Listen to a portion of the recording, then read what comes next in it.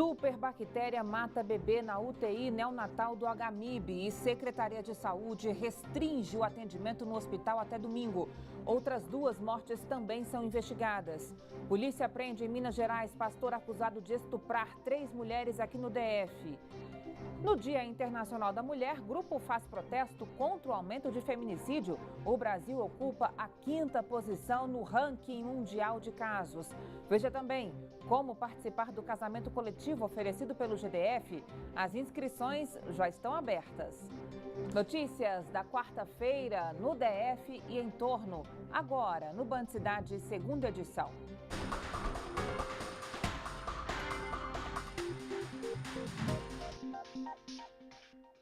Olá, boa noite para você, seja muito bem-vindo. Um pastor evangélico foi preso em Belo Horizonte suspeito de estuprar pelo menos 3 mulheres aqui na capital. Esse foi o primeiro caso de identificação de um suspeito que estava em outro estado utilizando o Banco Nacional de Dados Genéticos. O pastor Renato Bandeira dos Santos, de 30 anos, é acusado de cometer pelo menos 3 estupros no Distrito Federal, nas cidades de Taguatinga e Águas Claras. Mas ele alega ser inocente. O que eu tenho a falar aos senhores é que o tempo vai falar quem está certo ou quem está errado. Só que para a polícia não há dúvidas de que Renato cometeu os crimes. O religioso já havia sido preso em flagrante por assédio em junho de 2015, em Belo Horizonte. De acordo com a polícia, Renato era famoso no universo gospel e pretendia abrir uma igreja. Lá parece que em Belo Horizonte ele estava com a ideia de abrir uma igreja, uma pessoa que anda com a Bíblia na mão e frequentava outras igrejas. Ele inclusive diz que isso é obra de um outro pastor em perseguição a ele. Ele nega desde o momento que ele foi trazido para Brasília, todo tempo ele nega qualquer envolvimento nesses casos. Mas nós temos a prova técnica. Agora vamos robustecer com reconhecimento e com depoimento das testemunhas.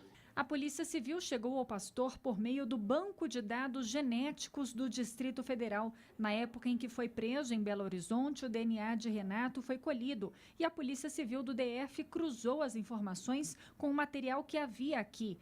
Graças ao banco de dados, em 15 anos, mais de 90 pessoas acusadas de cometer estupros no DF foram identificadas. Nós já conseguimos identificar 92 estupradores em série que cometeram crimes aqui em Brasília nos últimos 15 anos. Esses 92 estupradores em série agrediram 252 vítimas, todas elas no DF. Agora a expectativa é que com a divulgação das imagens de Renato, outras vítimas do pastor procurem a polícia para denunciá-lo. Mais 2 macacos foram encontrados mortos no Distrito Federal. Desta vez, os animais estavam dentro de uma piscina em uma chácara em Águas Claras. A Secretaria de Saúde ainda não confirmou se eles foram infectados pelo vírus da febre amarela. Somente este ano, cerca de 20 macacos já morreram com suspeitas do vírus da febre amarela. Desse total, 19 foram encontrados no DF e um deles foi trazido de Lusiânia. A Secretaria de Saúde garante que a população não precisa se preocupar, pois já está tomando as providências necessárias nas regiões onde foram encontrados os animais mortos. Ali também é feita uma educação em saúde e o bloqueio vacinal para as pessoas que não tiveram as 2 doses daquela região. De forma nenhuma se preocupar a ter que ir a posto de saúde, de se desesperar, não precisa. E a recomendação é que caso alguém encontre um macaco morto, não toque no animal. O animal, nem o macaco, mas quer um outro animal, se ele tiver algum agravo, faça a notificação que uma equipe especializada vai até aquele endereço e toma todos os procedimentos. A população não deve mexer no macaco por vários motivos, né? Não necessariamente porque ali possa existir a transmissão. Segundo a Secretaria de Saúde, este ano já foram aplicadas mais de 85 mil doses da vacina contra a febre amarela no DF. A Câmara dos Deputados deve votar na próxima semana o projeto que derruba a cobrança de taxa de bagagem e ainda suspende a decisão da Agência Nacional de Aviação Civil, a ANAC. Mas enquanto nada muda, as novas regras começam a valer já na próxima terça-feira. Bagagem para cá, para lá, na mão, no carrinho, grande, pequena, No aeroporto de Brasília tem para todos os gostos. Mas a partir do dia 14 de março, as malas não vão ter acesso tão livre assim. Só para explicar melhor, na terça-feira começam a valer as regras da ANAC. O limite para a bagagem de mão passa de 5 para 10 quilos por passageiro. Já para as despachadas, vai ter cobrança. Algumas empresas, nesse primeiro mês, ainda vão fazer o despache sem tarifas, para até 23 quilos. Mais que isso, o chamado excesso de bagagem terá que ser pago. Só que nem todo mundo está sabendo dessas mudanças. Não estou sabendo. Acho assim meio complicado ficar cobrando, né? Já é pesado. Ainda não. Tô louco, cheio de curiosidade. A Mazolene estava sabendo da nova regra, mas ela disse que mesmo antes das mudanças, já ficava de olho no peso da mala. Na hora que a gente termina, o meu marido costuma, os dois, a pesar as malas antes de ir ao aeroporto. Já o espanhol Juan defende que se tiver cobrança, o preço da passagem tem que cair. Concordo se a passagem baixa e o que mais quilo leva que pague mais. O que tem menos que pague menos. Mas não é apenas essa norma que deve começar a valer. A ANAC prevê ainda que as empresas devem oferecer passagem com regras mais flexíveis para alterações. O consumidor vai ter o prazo de 24 horas para desistir da compra sem que fique no prejuízo. Para esse especialista, essas mudanças irão beneficiar o passageiro a longo prazo. Na realidade, se você verificar todas as resoluções, todos os pontos que a resolução fez alteração, os benefícios são grandes, porque você vai ter vários pontos em que o consumidor tem benefícios. No caso, por exemplo, com relação à bagagem de mão, com relação à possibilidade de alteração do nome que está previsto na passagem. A novela dos supersalários está longe de acabar. Nós mostramos aqui no Band Cidade que o GDF enviou à Câmara Legislativa uma proposta de emenda que altera a lei orgânica e limita esses vencimentos avantajados de funcionários de empresas públicas como CAESB e a SEB. O projeto será analisado em regime de urgência. De um lado, tem os servidores insatisfeitos com o possível corte. Do outro, a população que paga impostos se sentindo prejudicada, injustiçada. No meio disso tudo, fica ainda a polêmica se o teto deveria ser o salário dos desembargadores ou o do governador. A diferença entre um e outro é de quase R$7 mil. E quem esclarece essa confusão para a gente é a Juliana Cury. Juliana, boa noite para você. Boa noite, Carol. Boa noite a todos. Esse caso é mesmo uma novela que ainda vai dar muito pano para manga, viu? Eu conversei agora à tarde com 2 juristas e um especialista e todos eles foram unânimes ao dizer que essa emenda elaborada pelo GDF vai ser alvo de discussão na Justiça. Só para esclarecer, Carol, no artigo 37 da Constituição Federal, fica claro que nos estados e no Distrito Federal, a remuneração dos ocupantes de cargos públicos não pode ultrapassar o salário do governador, que hoje gira em torno de R$24 mil. Mas a emenda que o GDF elaborou limita esses salários ao teto dos desembargadores, que é maior do que o salário do governador, são de mais de R$30 mil. Então, essa emenda pode sim ser considerada inconstitucional, mas aí vai depender da interpretação da Justiça e isso pode, inclusive, ir parar no Supremo Tribunal Federal, porque a Constituição não menciona as empresas públicas, que são o caso da CAESB e da SEB, onde nós encontramos aí esses super salários exorbitantes. E essa é a justificativa, inclusive, do GDF para elaborar essa emenda à lei orgânica. Só que aí entra uma questão, né? O princípio da moralidade, Carol, que é um dos 5 princípios da administração pública, que são legalidade, impessoalidade, moralidade, publicidade e eficiência.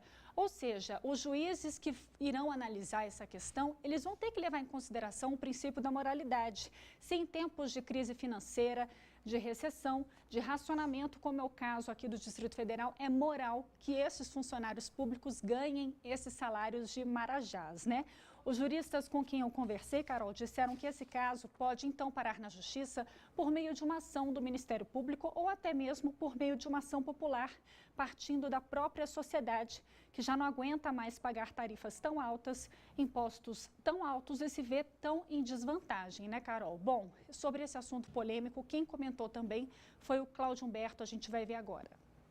A revelação revoltante dos marajás nas empresas públicas do GDF chama atenção para a grande desordem na gestão pública, que, aliás, não é de hoje. O GDF gasta todos os meses 1 bilhão e 600 milhões de reais para pagar salários. Não sobra dinheiro para nada, nem para remédios, comida, nada. Até porque, segundo o levantamento oficial, quase 80% de todas as receitas do GDF, incluindo impostos, transferências da União, multas, tarifas, tudo vai direto para o bolso de apenas 7% da população, que são os servidores locais. É preciso fazer alguma coisa em benefício dos demais 93% da população que sustentam tudo isso, garantindo o pagamento do salário, que é sagrado, mas promovendo uma reforma administrativa que estabeleça limites e institua o regime de metas, premiando o mérito e a produtividade e não a esperteza dos marajás, como tem acontecido. O menino baleado por um policial civil voltou para o hospital. A criança passou mal em casa e chegou a ser levada para a UTI. Luiz Guilherme foi internado essa segunda-feira na UTI para fazer novos exames, mas o menino já foi transferido para o quarto. A principal suspeita é de pneumonia ou embolia pulmonar. O garoto de 6 anos foi baleado depois de uma confusão no trânsito. Foi em janeiro, perto de Cocalzinho, em Goiás. O autor dos tiros é o policial civil Silvio Moreira. Ele teria ficado irritado depois de uma ultrapassagem e atirou várias vezes contra o carro da família da criança. O policial chegou a fugir, mas acabou preso em flagrante. O menor passou por uma cirurgia para retirar a bala e, depois de vários dias internado, recebeu alta em 23 de janeiro. A mãe do pequeno Luiz Guilherme disse que ainda hoje a advogada da família entraria com um processo contra Silvio pedindo a condenação dele e uma indenização. Começa a valer amanhã a determinação da ADASA que limita pela metade a captação de água do descoberto por produtores rurais e de peixes. Essa é mais uma medida para tentar reverter a crise no abastecimento. A repórter Camila Lopes tem as informações ao vivo para a gente. Camila, boa noite para você. E o nível do reservatório continua baixo? Boa noite, Carol. Hoje o reservatório do Descoberto fechou em 43,48% e o esperado era 45,8%. Com essa determinação da ADASA, pelo menos 193 agricultores e piscicultores vão ter que reduzir pela metade essa captação, que só vai poder ser feita das 6 às 9 da manhã. Carol, só lembrando, os locais que hoje estão passando por racionamento: Asa Sul, parte do Lago Sul e Jardins Mangueiral, Águas Claras, Candangolândia, Ceilândia Leste, Candangolândia, Samambaia, setor de mansões de Taguatinga e também o Parkway. Carol. Obrigada, Camila. Ainda falando sobre o racionamento, a Vila Planalto está praticamente sem água há 3 dias. O corte por lá foi na segunda-feira, mas o abastecimento não voltou ao normal até agora, hein? O problema se repete em outras regiões. Moradores não sabem o que fazer, comerciantes reclamam dos prejuízos e escolas e creches têm dificuldades em manter as aulas. A creche pioneira da Vila Planalto voltou ao normal somente nesta quarta-feira. Na terça, teve de fechar as portas. Mais de 160 crianças ficaram sem aula porque faltou água. Não tinha nem para fazer o café das crianças, então nós não tivemos como recebê-las. Foi um transtorno geral, alguns tiveram que faltar trabalho mesmo para ficar com as crianças, né? O corte de água aqui na Vila Planalto foi na segunda-feira, mas alguns lugares ainda estão completamente sem água. A reserva que a dona Francisca fez há 3 dias já está chegando ao fim. A dona de casa quer saber por que a região dela, o acampamento Pacheco Fernandes, ainda está sem água. O resultado é esse: a pia está cheia de louças e há ainda mais transtornos. É difícil, porque aqui tem 2 crianças, uma de 3, uma de 7. Precisa tomar banho, lavar roupa para ir para a creche, lavar uniforme para ir para a escola. Tem que cuidar da casa, fazer higiene para as crianças não adoecer. Eles têm problema respiratório. Então tem que cuidar muito bem da criança. E para cuidar da criança tem que ter água. Em nota, a CAESB informou que o abastecimento deve voltar completamente ao normal na Vila Planalto até quinta-feira. A companhia esclareceu ainda que o racionamento significa 1 dia de corte total, 2 para estabilização e mais 2 dias com a rede normalizada. No 6º dia, a região entra em novo ciclo. Diante da situação, essa escola da Asa Norte teve de se adaptar. Além de comprar mais caixas d'água, teve de suspender aulas de educação física. Além disso, nós estamos estudando ainda alguns meios que seria de ampliar as nossas reservas de água, porque acreditamos que o pior ainda está por vir. Essa semana você viu aqui no Band Cidade que as denúncias de violência contra a mulher aumentaram 90% durante o carnaval. Foram mais de 100 casos no Disque 180.